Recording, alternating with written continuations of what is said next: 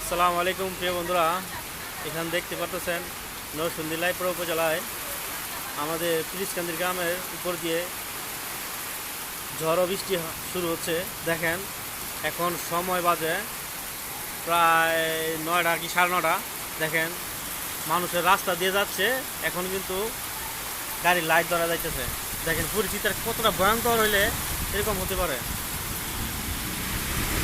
সবাই একটু সাবধানে যাবেন, সাবধানে থাকবেন, তবে দেশের জন্য দোয়া করবেন সবাই। পুরা ভয়ঙ্কর। আল্লাহু আকবার।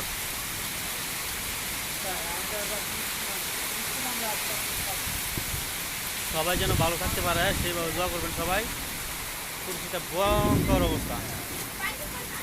আল্লাহু আকবার।